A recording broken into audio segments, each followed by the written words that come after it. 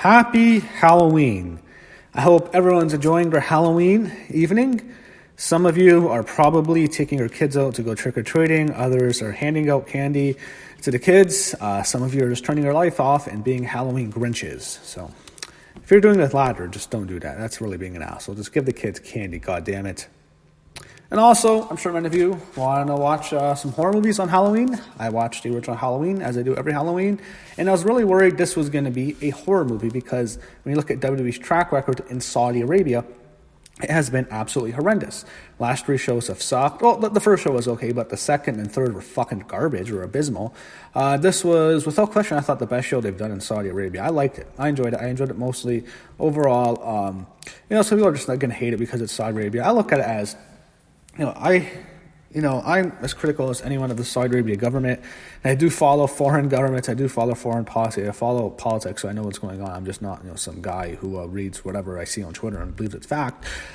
I see it as there's fans there who like wrestling. You know what? There's Saudi Arabian people who go there to have a fun time. There's women who loved it. They love seeing Natalya and Lacey Evans. There was guys who are having a great time. People are there to have fun. Let them enjoy it. Yes, we know why it's there. We know why they're there. They have to deal with Saudi Arabian government. But you know what? I can look at it as people are enjoying the show. It's a fun entertainment show. And, they did well here tonight. This was their best showing. So you start the show off. And I think they announced yesterday was Natalya Lacey Evans was going to be on the show. They do the battle royale on the pre-show. Didn't really care for it. It was fine. Humberto Carrillo with the win. He had Harper and Rowan self-destruct at the end, so I think Harper's probably going to ask for his release again. There's nothing for this guy.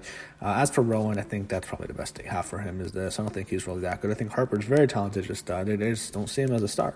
But yeah, Humberto win. That was the obvious pick. I predicted that, and I absolutely predicted he was going to face AJ for the U.S. title later in the show. So what they do is they have the panel back. I don't think it's in Saudi Arabia. I'm pretty sure it's in the WWE studio in Stanford, probably. I'm pretty sure that's where it is, but it's not in Saudi Arabia. They have Booker. They have Charlie Caruso. They have Byron Saxton. They have the other guy. I forget. Who's that last guy's name? Some other dude, anyway. We open the show. We have a big video package. We have the big fireworks for Saudi. We start with Brock Lesnar coming out to the ring for the big match. He's starting the show with the WWE Championship facing Cain Velasquez. And I'm thinking to myself, okay, I remember watching UFC when Brock fought Cain. I bought the show with my friends. We were going crazy. The fans, my friends, hated wrestling, so they hated Brock. Brock was being an asshole then, so everyone liked seeing him get beat up by Cain. It was such a big deal. It was all over sports, and it was the biggest story in sports. It was a massive buy. I think it was over 1 million buys, if I'm not mistaken. 9 years later, if you're going to tell me after that show, we're going to see a rematch, but it's going to be 9 years in WWE curtain-jerking a show in Saudi Arabia, it's just insane. So it's this is it for Cain. I know Cain's hurt. Cain has a knee injury. They can have him come back, but just to have him job out to Brock so quickly, I don't know. I'm just not a fan of it. So what they do, when they come out, Brock gets cheered, Cain gets booed, and he had Ray with Cain. So you have the match.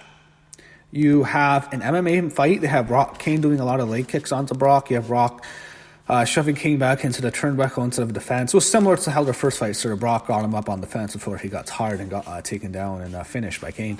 But here, it's just a lot of grappling. Eventually, Cain nails Brock with a big head kick. He drops him. Looks like, is Brock knocked out? Cain goes for the finish. Brock catches him with a Kimura. Cain taps out. Oh, you're kidding me. That's what they're doing. They beat Cain Velasquez in 2 minutes. I thought, just have Brock win. Have Brock get himself disqualified and attack Cain after the match. But they job out Cain Velasquez like a complete bitch. I know he has a knee injury. I'm going to give him the pass. If it's just he has a knee injury, he has to get surgery, fine. I'll give him a break and he'll see him again. Maybe he'll beat Brock. But to just beat him in 2 minutes, I'll give him the benefit of the doubt. So after the match, Brock kills Cain. He gives him an F5 onto the chair. Then Rey Mysterio comes and he beats up Brock Lesnar with a chair. So you have a rematch of the UFC heavyweight title from 9 years ago, and it ends with a 5-foot guy beating up Brock Lesnar. Rey Mysterio beating up Brock Lesnar with a chair. I like Rey, but come on, this is not believable. And Brock runs away from Rey, and it looks like we're going to get Brock and Rey probably maybe at a Survivor Series, something like that. So I don't know how they're going to do it with the new title situation, but we'll get to that later. So yeah, that's what Rey Mysterio beating up Brock Lesnar. So Yeah. They do some other stuff. They have, some video packages, stuff like that. You have the Lucha House Party having their match with they start off the tag team Turmoil. They have Rude and Ziggler eliminate them. And then you have Ryder and Hawkins get eliminated by Rude and Ziggler. Then you have Tucker and Owens come out. They eliminate them. Heavy Machinery against the New Day. Fans like the New Day. Kofi pins Tucker. And then finally it ends with the Revival against the New Day. They have the title match tomorrow. The New Day eventually get to roll up, and then Gallows and Anderson come and win. So Gallows and Anderson, your winners. And then you have they face the Viking Raiders. They have a good match. It was good. But you went to Gallows. They had Gallows and Anderson beat Heavy Machinery, so it was a bit of a surprise. Beat the War Raiders, so they can consider if that sets up Survivor Series, I believe. They show highlights from Brock and Cain, and then you have you had that stupid stuff with what was it? What do you call it? This was later in the show, but that whole 24/7 shit, that came later in the show.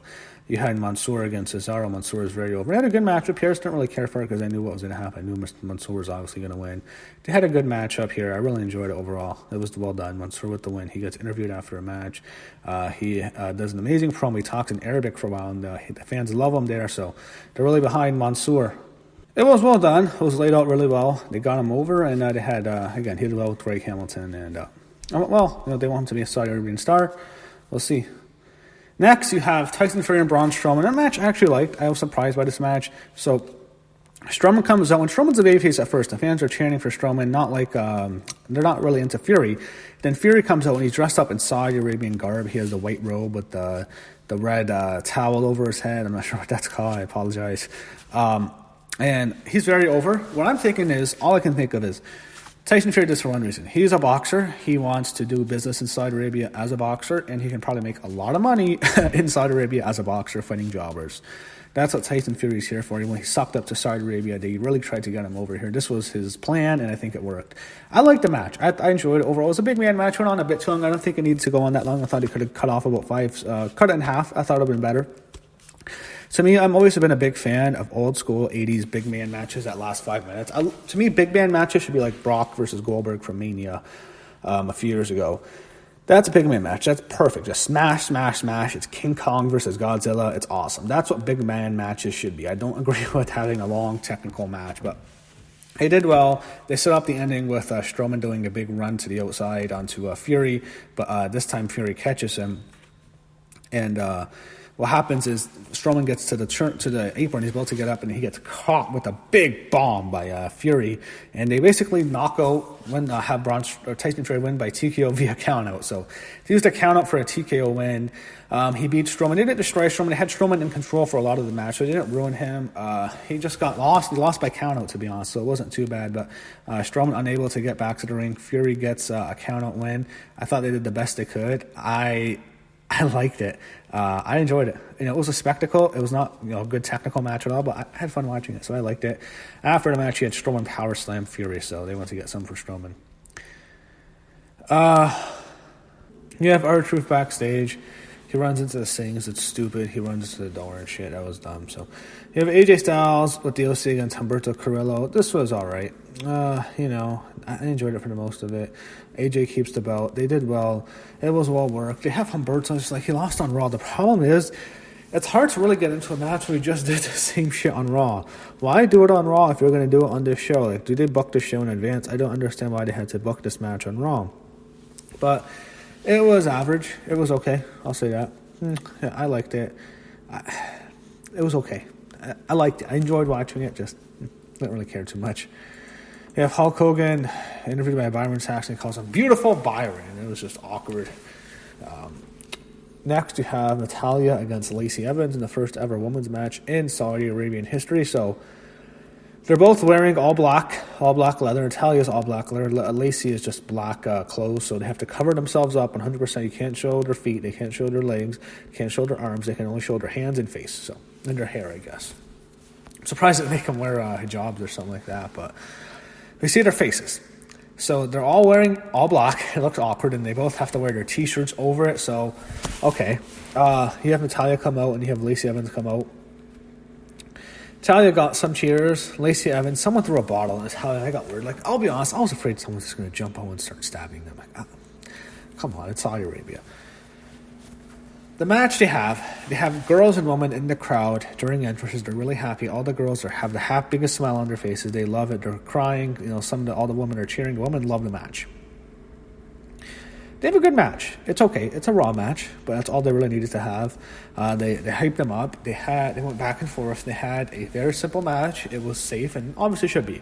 I really noticed they weren't going to do anything to expose themselves, so everything was very choreographed. It was okay. It was Lacey Evans. She's not a great worker anyway, but they had some near falls. You had Lacey Evans hit her big moonsault. It looked like that was it. Talia gets back up. She eventually gets Lacey Evans in the sharpshooter. She finishes Lacey Evans. She taps her out. After the match, they embrace. Even though they've been feuding for like 6 months or whatever, not 3-4 months. They embrace though. They hug. They're really crying. Lacey Evans cries a lot. You can see when they hug, Lacey's crying. They show the camera on her. I'm sure Natalya was crying too. Very emotional. If they get a standing ovation, they put their arms up. It's kind of like a almost a curtain call, if you will. Fans like it a lot. They blow up Pyro. I thought this was a good show. This was a good showing. This was well done. Look, we know what it is. We know it's political, but at the same time, I thought they did a good job here. It was definitely a bigger impact, I thought, than when they did Alexa Bliss and Sasha Banks a few years ago. I thought this was definitely a bigger impact. It's in Abu Dhabi and Saudi Arabia compared to human rights. It's Abu Dhabi's, not. I mean, they had TNA women wrestlers worked there not so long ago. So this was a big moment. They got a big ovation. It went well. It wasn't a disaster. They did well. I liked it. And they cry. Announcers are crying. They hug a woman in the crowd. She probably had something to set up. They both hug her. Great moment. The girls loved it. It was a nice moment. I liked it.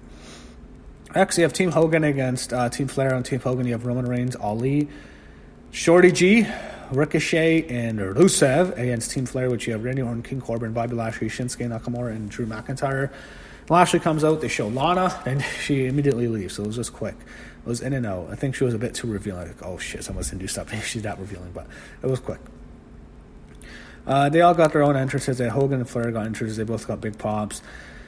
It was a long match. I enjoyed it. The whole thing was set up for Roman Reigns and Randy Orton. Eventually, that's what we get. They have a big battle. It's like weird. Like, they almost ended with Team Hogan cheating, being heels, but they gave Hogan seemed to win. Roman Reigns pings Randy Orton with the spear. Hogan celebrates with his team, and Rusev was very entertaining. He was marking out being there with Hogan. It was really fun. I thought they did well. I thought they did a good match. It was a host-style match to close the show. And, of course, you have your main event, so they did well. So they did a WrestleMania commercial, which was good, and they officially announced Survivor Series is Raw versus SmackDown versus NXT, which is really cool. So I guess you see a lot of triple threat matches. Main event, Falls Count Anywhere match, WWE Universal Championship match cannot be stopped. You have Seth Rollins against The Fiend. So The Fiend has the red lighting again, and they have a long match. They do a lot of spots. It goes on for a long time. They have a table spot early. They go through an announce table. They go into the crowd. They smash into a barricade or a platform which holds the ring up. They did a lot of stuff early. They did some stuff in the crowd, which I was surprised at. They really want to go into the crowd, but they did. The whole match was covered in red. It was hard to see most of it. It went on for a while.